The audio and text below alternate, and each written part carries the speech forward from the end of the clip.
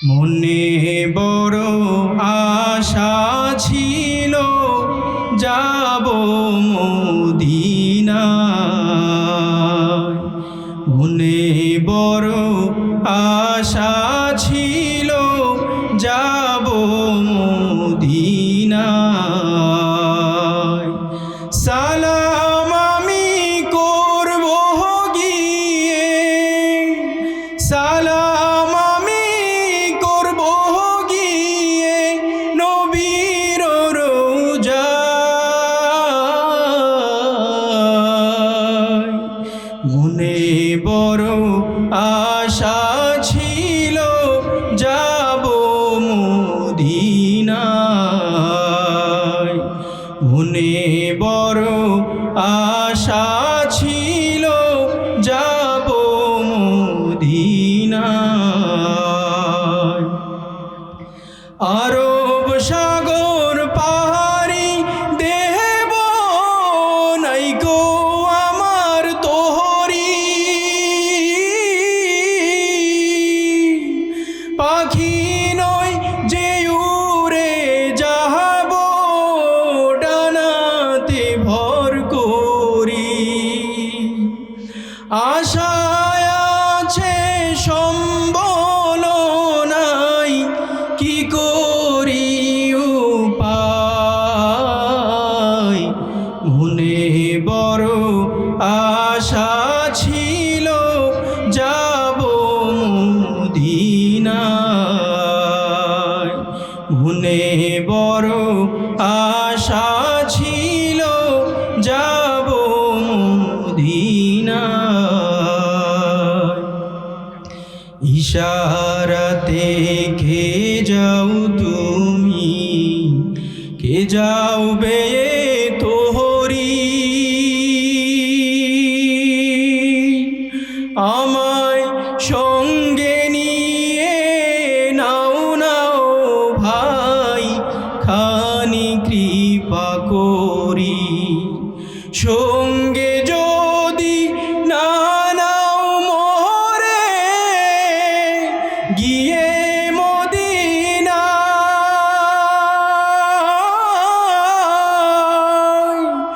আমার সালাম পৌঁছে দিও নবীর রওজায়। আশায় আছে সম্বল নাই, কি করি উপায়। মনে বড় আশা ছিল যাব মদিনায়, মনে বড় আশা ছিল যাব মদিনায়। সকলেই পড়েন আমিন। মদিনায় যেতে চান কি দুহাত তুলে আল্লাহকে দেখাই। লিল্লাহে তাকবীর, লিল্লাহে তাকবীর। আল্লাহ তাআলা আমাদের হাতগুলোকে কবুল করেন। সকলেই পড়েন আমিন। আর একটু জোরে পড়েন আমিন। আমার ভাইরা, আমার বন্ধুগণ, বিশ্বনবী সাল্লাল্লাহু আলাইহি ওয়াসাল্লাম বলে, যখন কোনো বান্দা দুনিয়ার বুকে আমি নবীর নাম শোনার পরে, আমি নবীর উপরে দরুদ পড়ে, আল্লাহ পাক রব্বুল আলামিনের দুইজন নিযুক্ত ফেরেশতা আছে যারা পৃথিবীর প্রান্ত থেকে প্রান্তরে ঘোরাঘুরি করতে থাকে, পৃথিবীর প্রান্ত থেকে প্রান্তরে রাউন্ড দিতে থাকে। দুনিয়ার বুকে কারা নবীর নাম শোনার পরে নবীর উপরে দরুদ পড়ে, নবীর উপরে সালাম করে, ওই ব্যক্তির নাম সহ, ওই ব্যক্তির পিতা মাতার নাম সহ রাসূলের রওজায় গিয়ে পৌঁছিয়ে দেয়। বলেন সুবহানাল্লাহ। শুধু তাই নয়, বিশ্বনবী সাল্লাল্লাহু আলাইহি ওয়াসাল্লাম বলে, কাল কিয়ামতের সেই ভয়াবহ কঠিন ময়দানে মাথার উপরে যখন সূর্যটা চলে আসবে, সূর্যের তাপের কারণে মানুষের মগজগুলো গলে গলে নাক দিয়ে কান দিয়ে বেয়ে বেয়ে পড়তে থাকবে। সূর্যের তাপের কারণে মানুষের শরীর থেকে ঘাম ঝরতে থাকবে। সেই কিয়ামতের কঠিন ভয়াবহ ময়দানে যেই ব্যক্তিরা আমি নবীর নাম শোনার পরে, যেই ব্যক্তিরা দুনিয়ার বুকে আমি নবীর নাম শোনার পরে আমি নবীর উপরে দরুদ পড়েছে, আমি নবীর উপরে সালাম করেছে, সেই কিয়ামতের কঠিন ভয়াবহ ময়দানে আমি নবী তাদেরকে নিজ হাতে হাউজে কাউসারের পানি পান করাবো। বলেন সুবহানাল্লাহ। এই জন্য প্রিয় ভাইয়েরা, নবীর উপরে দরুদ পড়ার দরকার আছে না নাই বলেন? পড়বেন তো ইনশাআল্লাহ। বিশ্বনবী সাল্লাল্লাহু আলাইহি ওয়াসাল্লাম একদিন মসজিদে নববীতে খুতবা দিতেছিলেন। প্রথম মিম্বারে যখন বিশ্বনবী সাল্লাল্লাহু আলাইহি ওয়াসাল্লাম পা রাখলেন তখন পড়লেন আমিন। দ্বিতীয় মেম্বারে যখন তিনি পা রাখলেন তখনও পড়লেন আমিন। তৃতীয় মেম্বারে যখন পা রাখলেন তখনও পড়লেন আমিন। নামাজ শেষে সাহাবায়ে কেরাম জিজ্ঞাসা করলেন, ইয়া রাসূলুল্লাহ, ইয়া হাবিবাল্লাহ, প্রথম মেম্বারে যখন আপনি পা রাখলেন তখনও পড়লেন আমিন, দ্বিতীয় মেম্বারে যখন আপনি পা রাখলেন তখনও পড়লেন আমিন, তৃতীয় মেম্বারে যখন আপনি পা রাখলেন তখনও পড়লেন আমিন। ইয়া রাসূলুল্লাহ, ইয়া হাবিবাল্লাহ, কারণটা জানতে চাই, শুনতে চাই। বিশ্বনবী সাল্লাল্লাহু আলাইহি ওয়াসাল্লাম বলল, ও আমার সাহাবীরা, প্রথম মেম্বারে যখন আমি পা রাখলাম জিবরাইল আলাইহিস সালাতু ওয়াস সালাম আমার কাছে এসে বলল, ওই ব্যক্তির উপর আল্লাহর লানত, যেই ব্যক্তি রমজান পেল কিন্তু রমজান পেয়ে নিজের গুনাহগুলোকে মাফ করাইতে পারলো না। তখন আমি পড়লাম আমিন।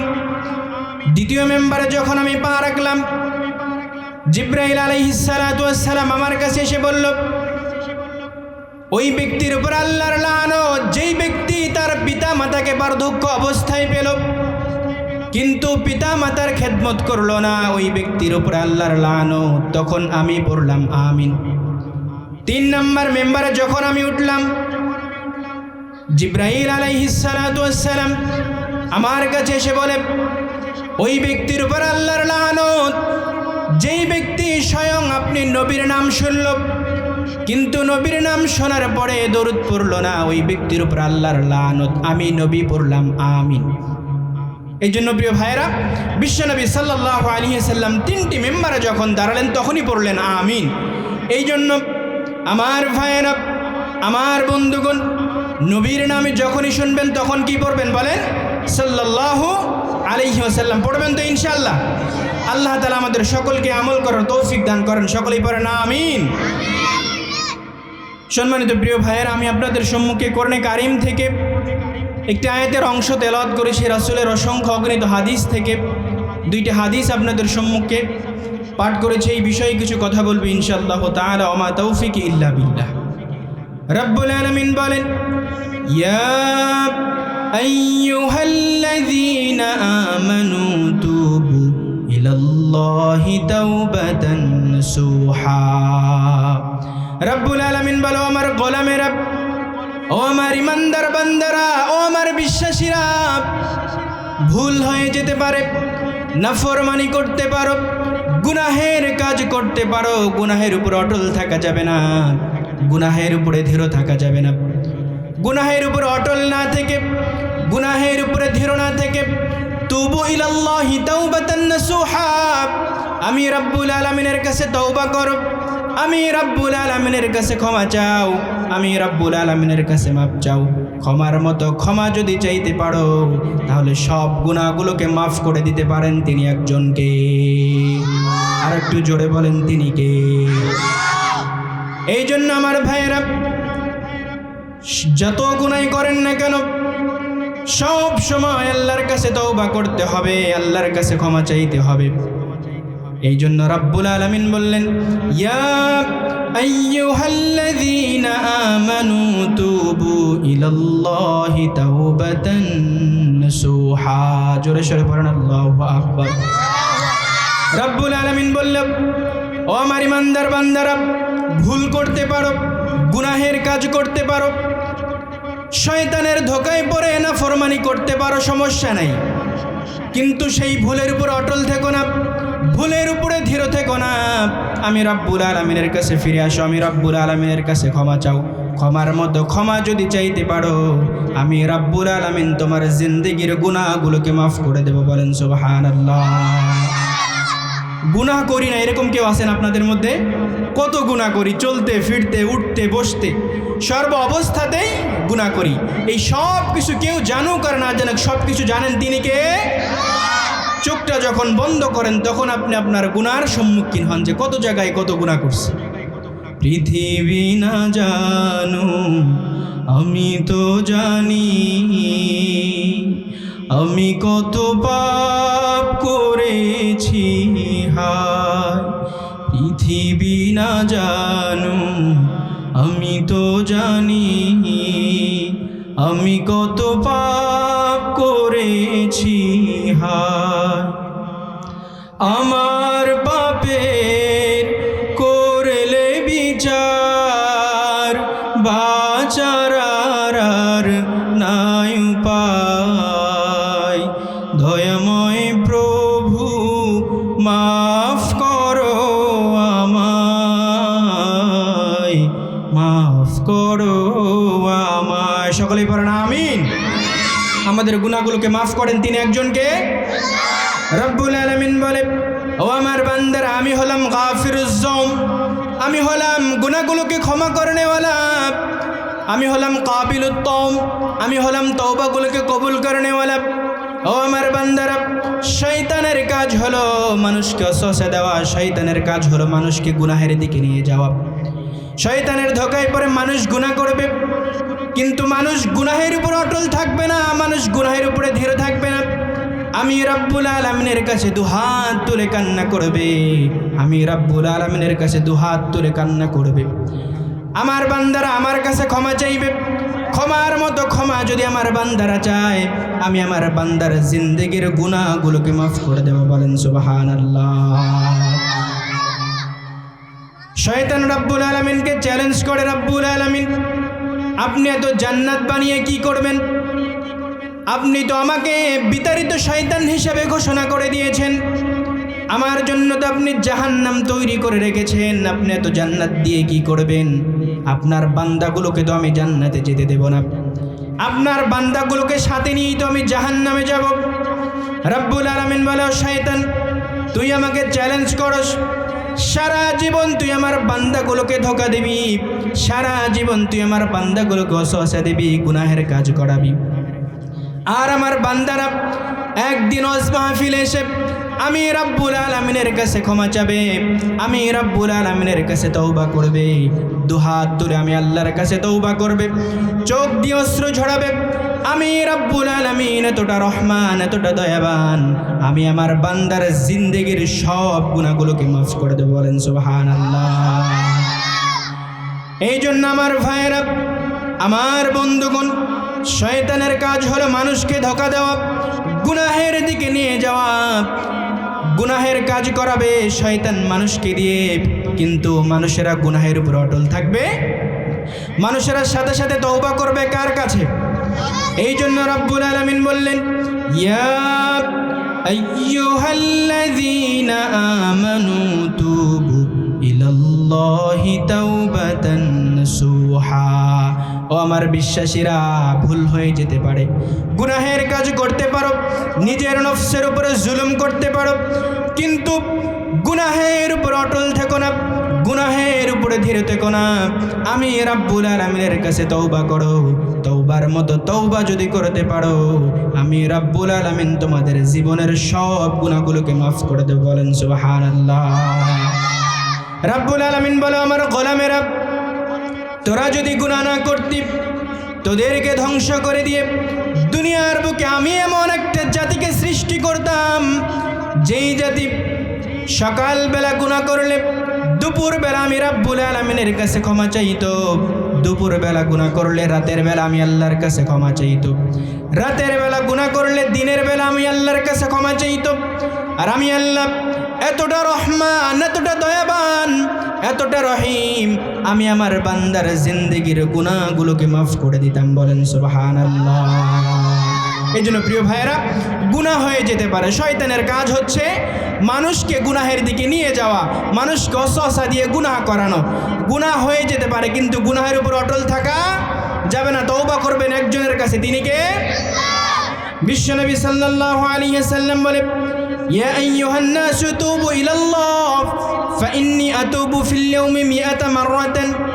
বিশ্বনবী সাল্লাল্লাহু আলাইহি ওয়াসাল্লাম বলে, আমার কোনো গুনাহ নাই, এরপরেও আমি দিনে 100 বারের বেশি আল্লাহর কাছে তওবা করি। বলেন সুবহানাল্লাহ। বিশ্বনবী সাল্লাল্লাহু আলাইহি সাল্লাম বলেন, আমার কোনো গুনাহ নাই, এরপরেও আমি আল্লাহর কাছে দিনের মধ্যে 100 বারের বেশি তওবা করি। তাহলে আমার আর আপনার কয়বার করা উচিত বলেন? আমি আর আপনি কয়বার করি?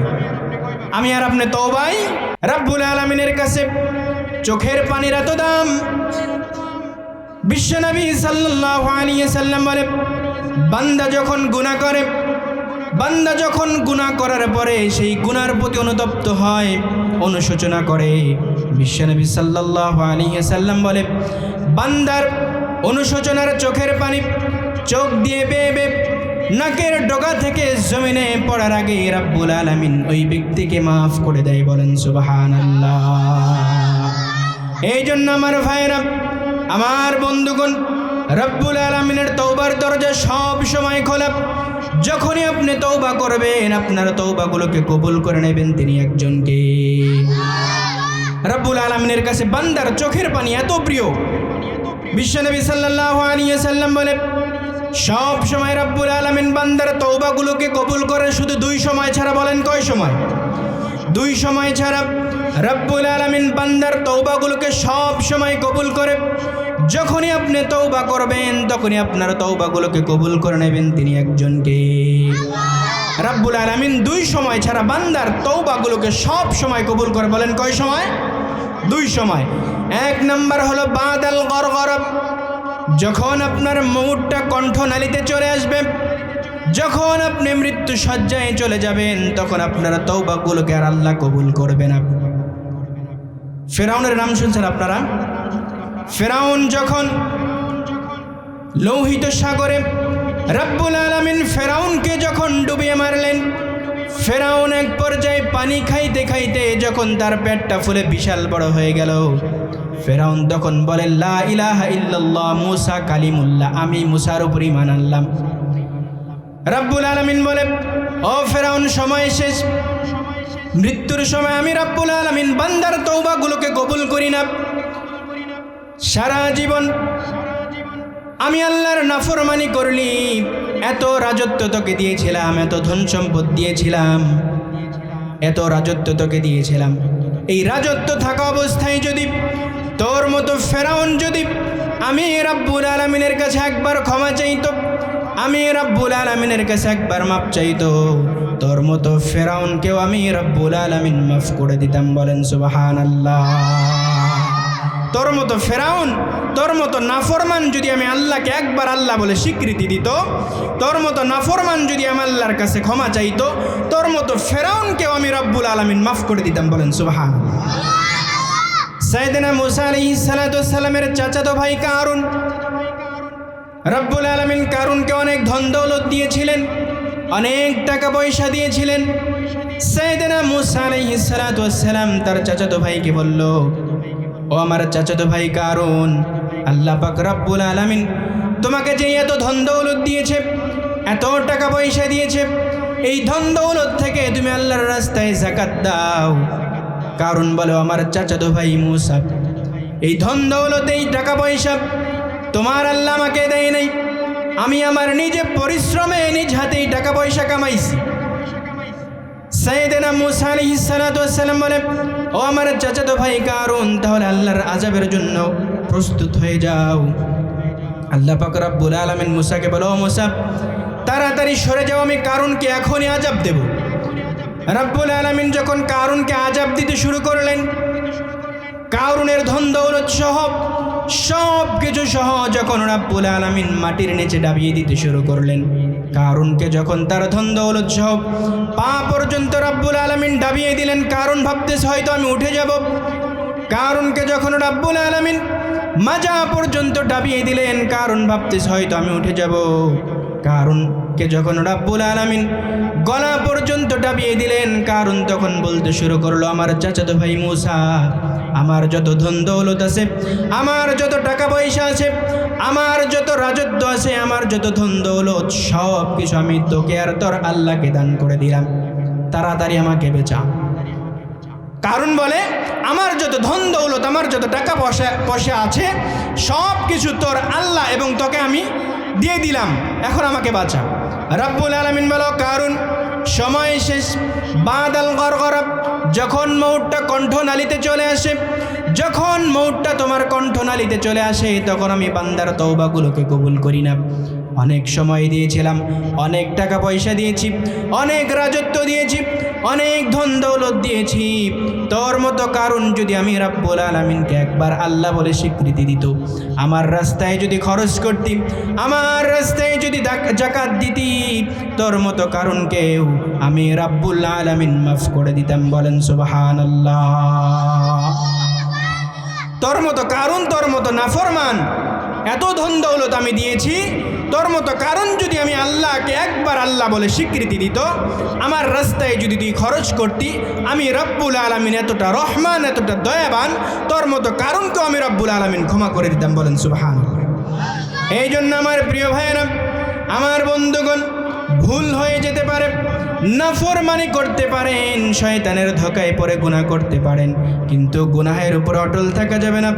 গুনাহের উপর অটল না থেকে তওবার মতো তওবা যদি করেন, আপনার তওবাগুলোকে কবুল করে নেবেন তিনি একজনকে। বিশ্বনবী সাল্লাল্লাহু আলাইহি ওয়াসাল্লাম বলে, 2 ফোঁটা চোখের পানি রব্বুল আলামিনের কাছে সবচাইতে বেশি প্রিয়। বলেন কয় ফোঁটা? 1 নাম্বার হলো জিহাদের ময়দানে রক্তের ফোঁটা, 2 নাম্বার হলো বান্দার চোখের পানির ফোঁটা। বিশ্বনবী সাল্লাল্লাহু আলাইহি ওয়াসাল্লাম বলে, বান্দা যখন অনুতপ্ত হয়ে রব্বুল আলামিনের কাছে তওবা করে, রব্বুল আলামিনের কাছে দুহাত তুলে কান্না করে, চোখ দিয়ে অশ্রু ঝরায়, সেই অনুশোচনার চোখের পানি রব্বুল আলামিনের কাছে এত প্রিয়, আল্লাহ পাক রব্বুল আলামিন সেই বান্দার চোখের পানি জমিনে পড়ার আগেই আল্লাহ পাক রব্বুল আলামিন ওই বান্দার গুনাহগুলোকে মাফ করে দেয়। বলেন সুবহানাল্লাহ। এই জন্য প্রিয় ভাইয়েরা, ভুল হতে পারে, নাফরমানি করতে পারেন, শয়তানের ধোঁকায় পড়ে গুনাহের কাজ করতে পারেন, কিন্তু গুনাহের উপর অটল থাকা যাবে না, গুনাহের উপরে ধীর থাকা যাবে না। তওবার মতো তওবা যদি করতে পারেন, তাহলে আপনার তওবাগুলোকে কবুল করে নেবেন তিনি কে?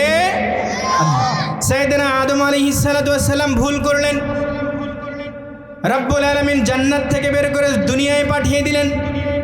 বছর বছর যুগ যুগ রব্বুল আলামিনের কাছে দোয়া করতেছে, রব্বুল আলামিন মুক্তির কোনো ফয়সালা করে না, ক্ষমার কোনো ফয়সালা করে না। সাইয়েদনা আদম আলাইহিস সালাতু ওয়াস সালাম আল্লাহকে বললেন, আল্লাহ ভুল করে ফেলেছি, এমন একটা দোয়া শিখায় দেন, এমন একটা কালেমা শিখায় দেন, যেই কালেমা দ্বারা আমি যদি আপনার কাছে দোয়া করে আপনি কবুল করে নেবেন। রব্বুল আলামিন সাইয়েদনা আদম আলাইহিস সালাতু ওয়াস সালামকে শিখাই দিলেন। সকলে আমার সাথে পড়েন, রব্বানা যালামনা আনফুসানা ওয়া ইল্লাম তাগফির লানা ওয়া তারহামনা লানাকুনান্না মিনাল খাসিরিন। জোরে সোরে পড়েন আল্লাহু আকবার।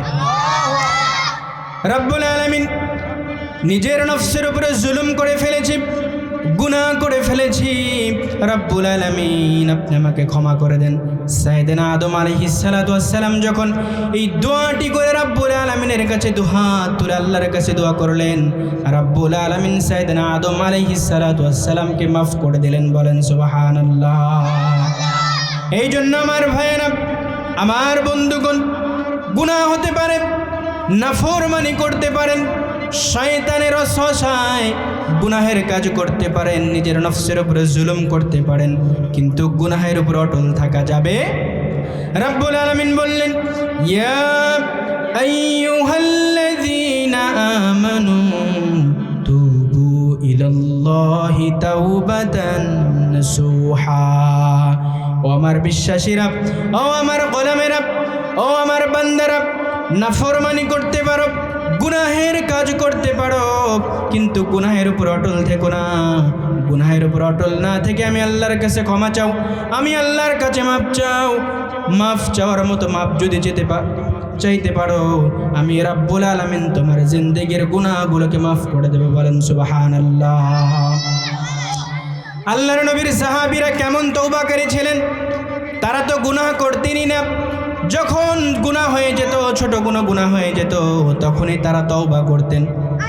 আল্লাহর নবীর একজন সাহাবী মায়াজ ইবনে মালিক রাদিয়াল্লাহু আনহু গুনাহ করে ফেলেছে, নবীর দরবারে এসে বলে, ইয়া রাসূলুল্লাহ, ইয়া হাবিবাল্লাহ, আমি তো জিনা করে ফেলেছি।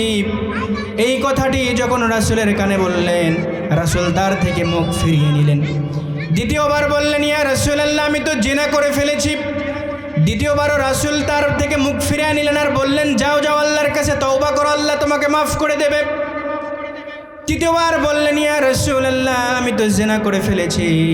রাসূল বলল, মায়াজ, যাও যাও, তুমি আল্লাহর কাছে ক্ষমা চাও, আল্লাহর কাছে তওবা করো, আল্লাহ তোমাকে মাফ করে দেবে।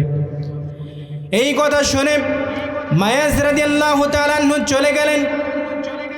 রাস্তায় যাওয়ার পরে মনে মনে ভাবতে শুরু করলেন, আমি যে রাসূলকে জিনার কথা বললাম, আমি যে গুনাহের কথা বললাম, আমি যে কোন জেনাটা করেছি সেটা তো রাসূলকে বলি নাই।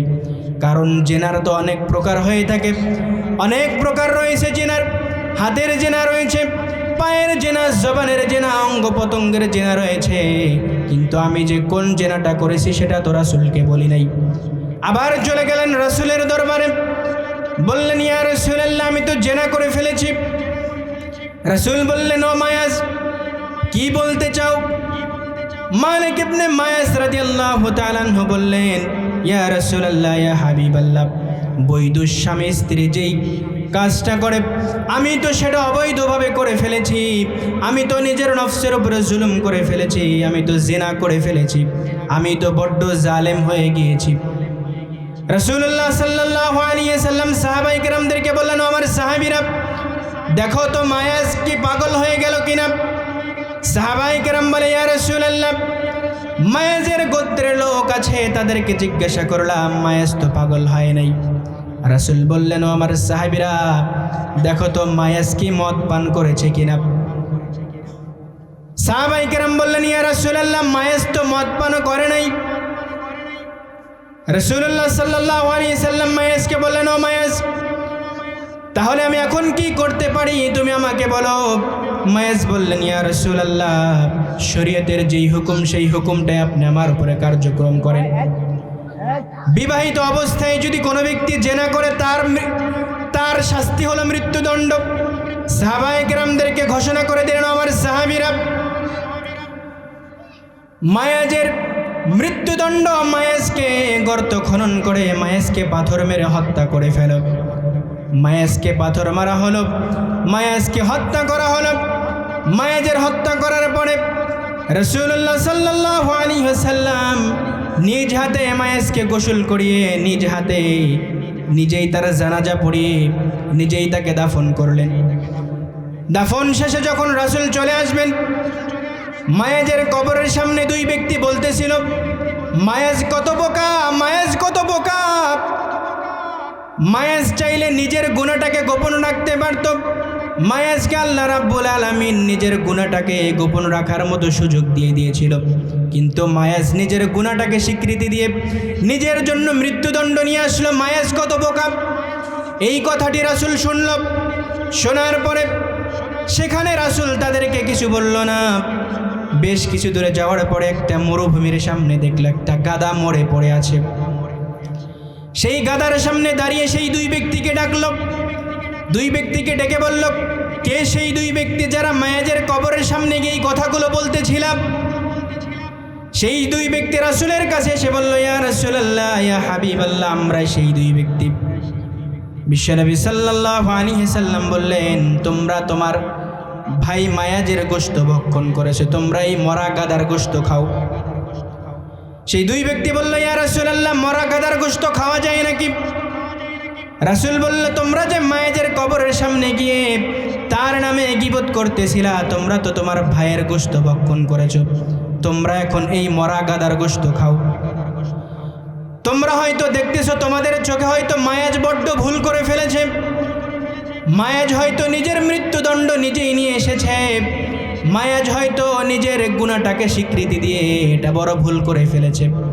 মায়াজের মৃত্যুদণ্ডটা ছিল মায়াজের জন্য তওবা। তোমরা হয়তো দেখতেছো মায়াজ খুব বড্ড ভুল করে ফেলেছে, কিন্তু আমি নবী দেখতেছি আমার মায়াজ রাব্বুল আলামিনের জান্নাতের মধ্যে রয়েছে। বলেন সুবহানাল্লাহ।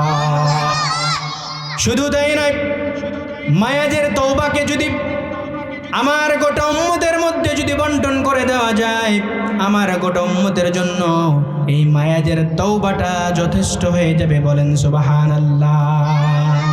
বিশ্বনবী বললেন, তোমরা তো দেখতেছো মায়াজ হয়তো নিজের গুনাহটাকে স্বীকৃতি দিয়ে বড্ড ভুল করে ফেলেছে, বোকার মতো কাজ করে ফেলেছে, কিন্তু আমি তো দেখতেছি আমার মায়াজ জান্নাতের মধ্যে ঢুকে রয়েছে। সুবহানাল্লাহ। শুধু তাই নয়, আমার মায়াজের এই তওবাটা আল্লাহর কাছে এত পছন্দ হয়েছে, আল্লাহ তাআলা এত পছন্দ করে রেখেছেন, যেই মায়াজের তওবাটা আমার গোটা উম্মতের মধ্যে যদি বন্টন করে দেওয়া যায়, আমার গোটা উম্মতের জান্নাতে যাওয়ার জন্য এই মায়াজের তওবাটাই যথেষ্ট হয়ে যাবে। বলেন সুবহানাল্লাহ। এই জন্য আমার ভাইরা, আমার বন্ধুগণ, গুনাহ হয়ে যেতে পারে, নাফরমানি করতে পারেন, গুনাহের কাজ করতে পারেন, শয়তানের ধোকায় পড়ে নিজের নফসের উপরে জুলুম করতে পারেন, কিন্তু সেই গুনাহের উপর অটল থাকা যাবে না। তুবু ইলাল্লাহি তাওবাতান নাসুহা, রব্বুল আলামিনের কাছে তওবা করতে হবে। তওবার মতো তওবা যদি করতে পারেন, রব্বুল আলামিন আপনার জিন্দেগির গুনাহগুলোকে মাফ করে দেবে। বলেন সুবহানাল্লাহ। এই জন্য আমার ভাইরা, আমার বন্ধুগণ, গুনাহ নিয়ে কিন্তু কবরে যাওয়া যাবে না। কবর কিন্তু খুব ভালো একটা আচরণ আপনার সাথে করবে না। গুনাহ নিয়ে যদি আপনার মওত হয়ে যায়, একটু ভাবেন তো, এখন যদি আপনার মওত হয়ে যায় আপনার কেমন হবে? আপনার নিথর দেহটা এখানে পড়ে রবে, একটু পরে গাড়ি চলে আসবে আপনার দেহটাকে নেওয়ার জন্য। আপনার দেহটা বাড়ির দিকে নিয়ে যাওয়া হবে, আপনার লাশটা বাড়ির দিকে নিয়ে যাওয়া হবে। নিয়ে যাওয়ার পরে আপনাকে কিন্তু আপনার সেই দামি ঘরের মধ্যে আর আপনাকে রাখা হবে না, আপনার খাটের উপর আপনাকে রাখা হবে না। আপনার বাড়ির উঠোনে সামান্য একটা চাটাই বিছিয়ে, সামান্য একটা চাদর বিছিয়ে সেখানে আপনাকে শুয়ে রাখা হবে। আপনার পরিবার পরিজন, আপনার বিবি, আপনার সন্তান সন্তানাদি আপনার লাশটা দেখে তারা হাউমাউ করে চিৎকার করতে থাকবে, হাউমাউ করে তারা কান্না শুরু করে দেবে। কিন্তু তাদের এই কান্নাটা বেশি কিছুক্ষণ থাকবে না। কিছুক্ষণ পরে তাদের একটা মিটিং বসবে, কিভাবে আপনাকে দাফন করানো যায়। আপনি যদি সকালবেলা মরে যান, কি তারা চিন্তা করবে কিভাবে আপনাকে জোহরের মধ্যেই দাফন করা যায়। এরকম একটা আয়োজন, বিশাল একটা আয়োজন শুরু হয়ে যাবে। এই আয়োজনটা হবে আমার আর আপনার শেষ বিদায়ের আয়োজন। এরকম একটা আয়োজন আমার আর আপনার সবার জীবনে আছে না নাই বলেন? এরকম একটা আয়োজন আমার আর আপনার সবার জীবনে আছে। এই আয়োজনটা হবে আমার আর আপনার শেষ বিদায়ের আয়োজন। সারা জীবন সন্তান সন্তানাদির মোহে পড়ে, সারা জীবন পরিবারের মোহে পড়ে নামাজ পড়লেন না, রোজা রাখলেন না, আল্লাহর নাফরমানি করলেন। সারা জীবন শুধু আল্লাহর নাফরমানি করলেন, নামাজ পড়লেন না। গুনাহ নিয়ে যদি আপনি কবরে যান, কবর কিন্তু আপনার সাথে খুব ভালো একটা আচরণ করবে না। সারা জীবন আপনি দম্ভ ভরে চললেন, টাকার পিছনে দৌড়ালেন, নামাজ রোজা করলেন না, সারা জীবন শুধু সন্তান সন্তানাদির ভালোটা দেখলেন। মৃত্যুর সময় কিন্তু আপনার এই সন্তান কোনো কাজে আসবে না। মৃত্যুর সময় এই টাকা পয়সা, এই ধন দৌলত আপনার কোনো কাজে আসবে না। সারা জীবন আপনি ব্র্যান্ডের জামা কাপড় পরলেন, সারা জীবন দামি দামি গাড়িতে ঘোরাফেরা করলেন, সারা জীবন দামি দামি খাটে আপনি ঘুমাইলেন। মৃত্যুর সময় সাধারণ একটা মসজিদ থেকে খাটিয়া নিয়ে এসে আপনাকে সেখানে শোয়ানো হবে। সারা জীবন আপনি ব্র্যান্ডের সাবান দিয়ে গোসল করলেন, কিন্তু মৃত্যুর সময় সামান্য একটা সাবান দিয়ে আপনাকে গোসল দেওয়া হবে। সারা জীবন আপনি ব্র্যান্ডের পোশাক পরলেন, সেই ব্র্যান্ডের পোশাকগুলোকে আপনার খুলে রাখা হবে। সাধারণ তিনখানা কাপড় দিয়ে, সাদা কাপড় দিয়ে পেঁচিয়ে আপনাকে কবরে রাখা হবে। সারা জীবন ক্ষমতার লোভে পড়ে, ধন দৌলতের লোভে পড়ে, টাকা পয়সার নেশায় পড়ে রব্বুল আলামিনের নাফরমানি করলেন, নামাজ পড়লেন না, রোজা রাখলেন না, যাকাত দিলেন না, সামর্থ্য আছে হজ করলেন না, একটু ক্ষমতা আছেই বলেই মানুষের উপরে জুলুম করলেন, মানুষকে মিথ্যা মামলা দিয়ে হয়রানি করলেন। সারা জীবন আপনি নাফরমানি করলেন, নাফরমানি করে আল্লাহর কাছে তওবা করলেন না। তওবা না করে যদি আপনি কবরে যান, কবর কিন্তু আপনার সাথে খুব ভালো একটা আচরণ করবে না। কবর কিন্তু আমার আর আপনার মামার বাড়ি না, কবর কিন্তু আপনার আমার শ্বশুর বাড়ি না। কবর কিন্তু আমার আপনার সাথে খুব ভালো একটা আচরণ করবে না। কবর প্রত্যেক দিন আমাকে আপনাকে ডাকে। আমি হলাম অন্ধকার ঘর, আমি হলাম সাপ বিচ্ছুর ঘর, আমি হলাম অন্ধকার ঘর, আমি হলাম কাদাযুক্ত মাটিযুক্ত ঘর, আমি হলাম বালুযুক্ত ঘর, আমি হলাম পোকামাকড়ের ঘর। আমার কাছে আসতে হলে আমল নিয়ে আসো, সামানা নিয়ে আসো। আমার কাছে যদি গুনাহ নিয়ে কবরে আসো, আমি কিন্তু কবর তোমার সাথে খুব ভালো একটা আচরণ করব না। যারা পরিমাণ গুনাহ নিয়ে যদি আপনি কবরের মধ্যে যান, কবর কিন্তু আপনার সাথে খুব ভালো একটা আচরণ করবে না। গুনাহ নিয়ে যদি আপনি কবরের মধ্যে যান, কবরের দুপাশের মাটি আপনাকে এমনভাবে চাপ দেবে, এক পাজরের হাড় অপর পাজর দিয়ে ঢুকে যাবে। এই জন্য প্রিয় ভাইয়েরা, গুনাহ হয়ে যেতে পারে, নাফরমানি করতে পারেন, শয়তানের ধোকায় পড়ে, শয়তানের ওয়াসওয়াসায় পড়ে গুনাহ করতে পারেন, কিন্তু গুনাহের উপর অটল থাকেন না। গুনাহের উপর অটল না থেকে রব্বুল আলামিনের কাছে তওবা করেন। রব্বুল আলামিনের কাছে তওবা যদি করতে পারেন, তওবার মতো তওবা করলে সব গুনাহগুলোকে মাফ করে দিতে পারেন তিনি একজনকে। এই জন্য রব্বুল আলামিন বললেন, ইয়া আইয়ুহাল্লাযীনা আমানু তুবু ইলাল্লাহি তাওবাতান নাসুহা। ও আমার গোলামেরা, ও আমার বিশ্বাসীরা, ও আমার বান্দারা, গুনাহ হয়ে যেতে পারে, নাফরমানি করতে পারো, শয়তানের ধোকায় পড়ে গুনাহের কাজ করতে পারো, কিন্তু গুনাহের উপর অটল থেকো না, গুনাহের উপরে ধীর থেকো না। গুনাহের উপর অটল না থেকে আমি রব্বুল আলামিনের কাছে তওবা করো, আমি রব্বুল আলামিনের কাছে ক্ষমা চাও। ক্ষমার মতো ক্ষমা যদি চাইতে পারো, আমি রব্বুল আলামিন তোমার জীবনের সব গুনাহগুলোকে মাফ করে দেব। বলেন সুবহানাল্লাহ। এই জন্য প্রিয় ভাইরা, গুনাহ করে গুনাহের উপর অটল থাকা যাবে না, গুনাহের উপরে ধীর থাকা যাবে না। আল্লাহর নবীর সাহাবীরা যখনই গুনাহ করত তখনই তওবা করত। তারা কেমন তওবাকারী ছিলেন? আল্লাহর নবীর একজন সাহাবী ছিলেন, নাম ছিল সালাবা। মদিনার সমাজে সকল সাহাবায়ে কেরামদেরকে নিয়ে রাসূলুল্লাহ সাল্লাল্লাহু আলাইহি ওয়াসাল্লাম যুদ্ধে চলে গেলেন। সালাবাকে মদিনার সমাজে দায়িত্ব দিয়ে গেলেন, সালাবা তুমি মদিনার সমাজটাকে দেখাশোনা করবা। সকল নবী সহ সকল সাহাবায়ে কেরাম যুদ্ধে চলে গেলেন, সালাবাকে মদিনায় রেখে গেলেন। সালাবা একটা নারীর দিকে চোখ পড়ে গেল, সেই নারীর হাতটা সালাবা ধরে ফেলেছে। হাতটা ধরার পরেই সেই নারী ছিল সালমান ফারসি রাদিয়াল্লাহু তাআলা আনহুর স্ত্রী।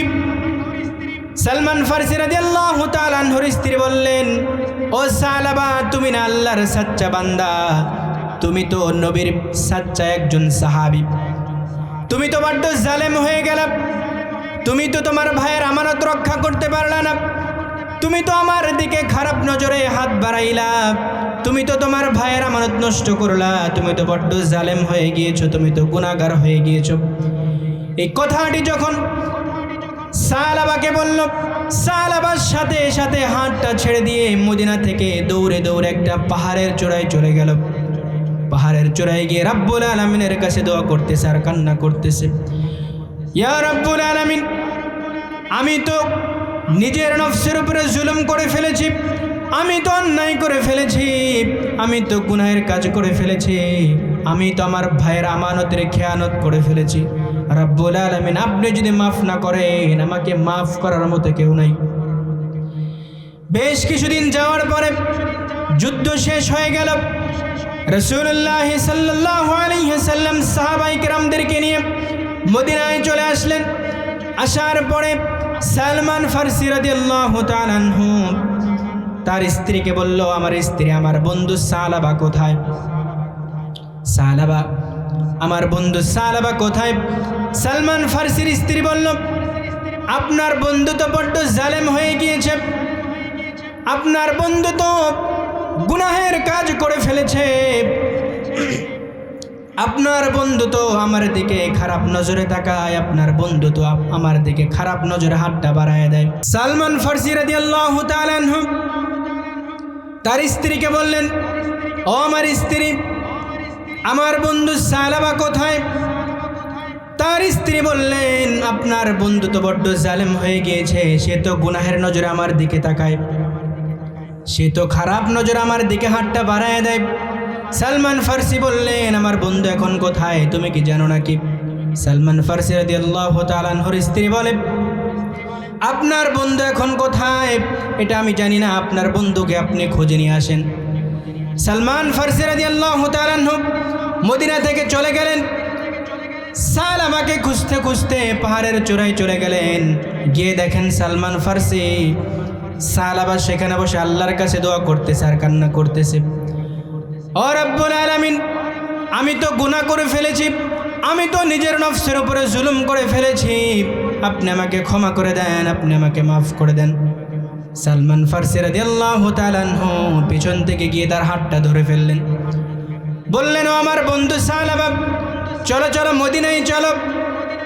সালাবা বলে, ও আমার বন্ধু, আমি আমার এই চেহারা আমি আমার সাহাবীদেরকে দেখাতে পারবো না, মদিনার মানুষদেরকে আমার চেহারা দেখাতে পারবো না, আমি আমার রাসূলকে আমার এই চেহারাটা দেখাতে পারবো না, আমি তো বড্ড জালেম হয়ে গিয়েছি, আমি তো নিজের নফসের উপরে জুলুম করে ফেলেছি। সালমান ফার্সি রাদিয়াল্লাহু তাআলা আনহু বলে, তুমি আমার সাথে মদিনায় চলো। সালাবা রাদিয়াল্লাহু তাআলা আনহু যাইতে চাইতেছিলেন না, বারবার জোরাজুরি করার পরে তিনি বলেন, ও আমার বন্ধু সালমান, তুমি যদি আমাকে নিয়ে যেতে চাও, আসামিকে যেভাবে কয়েদখানায় নিয়ে যাওয়ার সময় হাত গড়া পরানো হয়, কোমরের মধ্যে রশি লাগানো হয়, তুমি আমাকে মদিনায় যদি নিয়ে যেতে চাও, তাহলে আমার হাতে তুমি হাত গড়া পরাও, আমার মাজার মধ্যে তুমি কোমরের মধ্যে রশি পরিয়ে দাও। এইভাবে যদি তুমি আমাকে নিয়ে যেতে চাও, তাহলে আমি যেতে মদিনায় যেতে রাজি আছি। সালমান ফার্সি রাদিয়াল্লাহু তাআলা আনহু তার হাত গড়ায় তার হাতের মধ্যে রশি বাঁধলেন, তার কোমরের মধ্যে রশি বেঁধে দিলেন। মদিনায় নিয়ে যাওয়ার পথে সালমান ফার্সিকে সালাবা রাদিয়াল্লাহু তাআলা আনহু বলে, আমার বন্ধু, আমি যেই জুলুমটা করেছি, আমি যেই নফসের উপরে জুলুমটা করেছি, আমি যেই গুনাহটা করে ফেলেছি, আমি আগেই মদিনায় যাব না, আমি আগেই আমার রাসূলের কাছে যাব না, আমি আমার এই চেহারাটা রাসূলকে দেখাতে পারবো না। ও আমার বন্ধু, আগে চলো আমার ভাই আবু বকরের কাছে যাই, দেখি আমার ভাই আবু বকর আমার জন্য কোনো মুক্তির ফয়সালা করতে পারে কিনা। সালাবাকে নিয়ে আবু বকর রাদিয়াল্লাহু তাআলা আনহুর কাছে চলে গেলেন। আবু বকর রাদিয়াল্লাহু তাআলা আনহুর কাছে চলে যাওয়ার পরে বললেন, অমুক অমুক ঘটনা, আমি তো এই নিজের নফসের উপরে জুলুম করে ফেলেছি। সব ঘটনাগুলোকে আবু বকরকে খুলে বললেন। আবু বকর রাদিয়াল্লাহু তাআলা আনহু বললেন, ও সালাবা, মাফ করা না করা এটা তো আল্লাহর কাজ, কিন্তু তুমি যেই গুনাহটা করেছো, তুমি যেই পাপটা করেছো, তুমি আমার বাড়িতেও থাকতে পারবা না। এরপরে চলে গেলেন ওমরের বাড়িতে, ওমরকে সব কিছু খুলে বললেন। বলার পরে বললেন, সালাবা, মাফ করা না করা এটা তো আল্লাহর কাজ, কিন্তু তুমি যেই পাপটা করেছো, তুমি যেই গুনাহটা করেছো, এই গুনার কারণে তুমি আমার বাড়িতেও থাকতে পারবা না, তুমি আমার বাড়ি থেকেও চলে যাও। সালাবাকে নিয়ে আলীর বাড়িতে চলে গেলেন। আলী রাদিয়াল্লাহু তাআলা আনহুকে সব ঘটনা খুলে বললেন। খুলে বলার পরে তিনি বললেন, তুমি যেই গুনাহটা করেছো, তুমি যেই পাপটা করেছো, মাফ করা না করা এটা তো আল্লাহর কাজ, কিন্তু তুমি যেই গুনাহটা করেছো, তুমি আমার বাড়িতেও থাকতে পারবা না, আমার বাড়ি থেকে তুমি তাড়াতাড়ি চলে যাও। সালাবা তার বন্ধুকে ডেকে বলো, আমার বন্ধু সালমান, চেয়েছিলাম আমি আমার নবীর কাছে যাব না, আবু বকর থেকে আমি আমার মুক্তিটা ফয়সালা করে নেব, কিন্তু আবু বকরের কাছেও কোনো কাজ হলো না, ওমরের কাছেও কোনো কাজ হলো না, আলীর কাছেও কোনো কাজ হলো না। এখন তো আমার দয়ার নবী মায়ের নবীর কাছে যেতে হবে। রাসূলের দরবারে গিয়ে সব ঘটনাগুলোকে খুলে বললেন। রাসূল বললেন, মাফ করা না করাটা তো আল্লাহর কাজ, কিন্তু তুমি যেই গুনাহটা করেছো, তুমি যেই পাপটা করেছো, তুমি আমার দরবারেও থাকতে পারবা না, তুমি আমার দরবার থেকে চলে যাও। এই কথাটি যখন সালাবাকে রাসূলুল্লাহ সাল্লাল্লাহু আলাইহি ওয়াসাল্লাম বললেন, সালাবা তখন দৌড়ে দৌড়ে মদিনার সমাজ থেকে বের হয়ে পাহাড়ের চূড়ায় বসে রব্বুল আলামিনের কাছে দোয়া করতেছিলেন আর কান্না করতেছিলেন।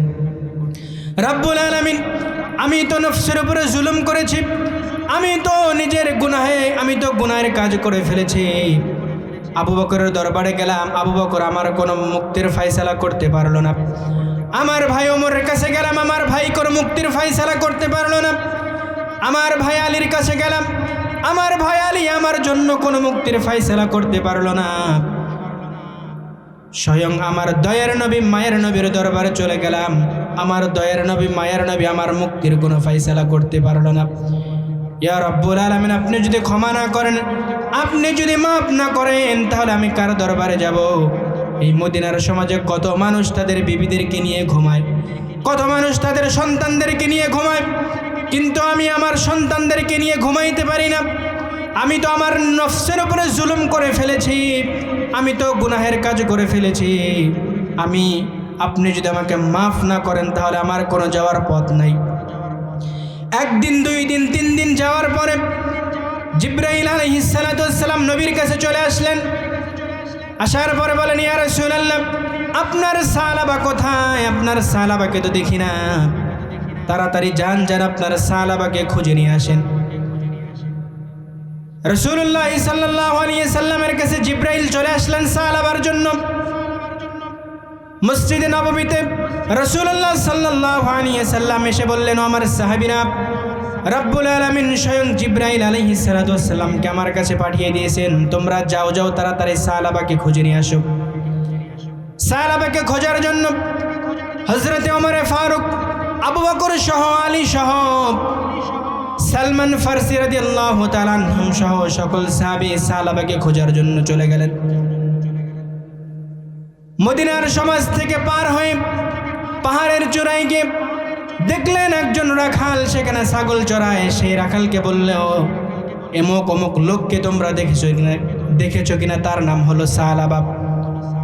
রাখাল বলল, ভাই, আমরা তো এরকম চেহারার লোক দেখি নাই, কিন্তু পাহাড়ের চূড়ায় একজন লোক প্রত্যেক দিনই গভীর রাতে উঠে আল্লাহর কাছে কান্নাকাটি করে, জাহান্নাম থেকে মুক্তি চায়, আল্লাহর কাছে তওবা করে। তোমরা কি সেই ব্যক্তির কথা বলতেছো নাকি? ওমর রাদিয়াল্লাহু তাআলা আনহু বলে, ও আমার আবু বকর ভাই, হয়তো আমরা সাহাবাকে পেয়ে গিয়েছি, কারণ এত রাতে পাহাড়ের চূড়ায় বসে আল্লাহর কাছে অন্য কোনো ব্যক্তি আল্লাহর কাছে ক্ষমা চাইবে না। পাহাড়ের চূড়ায় তারা 4 জন উঠে পড়লেন। যখন উঠতেছিলেন তখন রাতটা গভীর হইতেছিল। সাহাবার কাছে চলে গেলেন, সাহাবাকে পিছন থেকে তার পিঠের উপরে হাত রাখলেন, বললেন, ও সাহাবা, চলো মদিনায় চলো, তোমার জন্য রব্বুল আলামিন রাসূলুল্লাহ সাল্লাল্লাহু আলাইহি সাল্লামের কাছে ওহী নাজিল করেছে, তাড়াতাড়ি তুমি মদিনায় চলো। আবু বকর সহ যখন সাহাবাকে মদিনার দিকে নিয়ে যাইতেছিলেন, সময়টা তখন ফজরের ওয়াক্ত।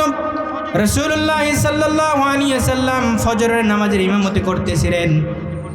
হযরত ওমর ফারুক রাদিয়াল্লাহু তাআলা আনহু বলে, আমরা যখন সাহাবাকে মদিনায় নিয়ে গেলাম, রাসূল তখন নামাজে দাঁড়িয়েছিলেন। আমরা প্রথম কাতারে যখন জায়গা পেলাম না, আমরা শেষ কাতারে দাঁড়িয়ে গেলাম। সাহাবাকে নিয়ে যখন আমরা শেষ কাতারের নামাজে দাঁড়িয়ে গেলাম, বিশ্বনবী সাল্লাল্লাহু আলাইহি সাল্লাম নামাজের মধ্যে আলহাকুমুত তাকাসুর সূরাটা তেলাওয়াত করতেছিলেন। যখন বিশ্বনবী সাল্লাল্লাহু আলাইহি সাল্লাম পড়তেছিলেন আলহাকুমুত তাকাসুর, আহারে দুনিয়ার ধন সম্পদ তোমাদেরকে ধ্বংস করে দিল, এই কথাটি যখন রাসূলুল্লাহ সাল্লাল্লাহু আলাইহি সাল্লাম নামাজের মধ্যে বলতেছিলেন, সাহাবা পেছন থেকে চিৎকার দিয়ে জমিনের মধ্যে বেহুশ হয়ে পড়ে গেলেন। সেই বেহুশ হয়ে পড়ে যাওয়ার পরে সাহাবার ইন্তেকাল হয়ে গেল। নামাজ শেষে সাহাবায়ে কেরামদেরকে বললেন, আমার সাহাবীরা, তাড়াতাড়ি সাহাবাকে উঠাও। সালমান ফারসি সাহাবাকে চেক করে দেখে দুনিয়ার মধ্যে সে আর বেঁচে নাই, তার ইন্তেকাল হয়ে গিয়েছে। রাসূলুল্লাহ সাল্লাল্লাহু আলাইহি সাল্লাম বলে, ও আমার সাহাবীরা, তাড়াতাড়ি সাহাবাকে গোসল করিয়ে দাও, তাড়াতাড়ি সাহাবার কাফন দাফনের ব্যবস্থা করো। সাহাবার কাফন দাফনের ব্যবস্থা করা হলো। স্বয়ং রাসূলুল্লাহ সাল্লাল্লাহু আলাইহি সাল্লাম তার জানাজার ইমামতি করলেন।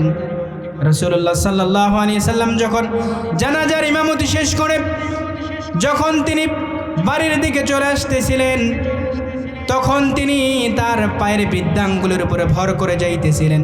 সাহাবায়ে কেরাম এই দৃশ্যটা খেয়াল করলেন, রাসূলকে জিজ্ঞাসা করলেন, ইয়া রাসূলুল্লাহ, খেয়াল করলাম আপনি জমিনের উপরে পুরো পা না ফেলে বৃদ্ধাঙ্গুলের উপরে ভর করে হাঁটতেছিলেন, কারণটা জানতে চাই ইয়া রাসূলুল্লাহ, ইয়া হাবিবাল্লাহ।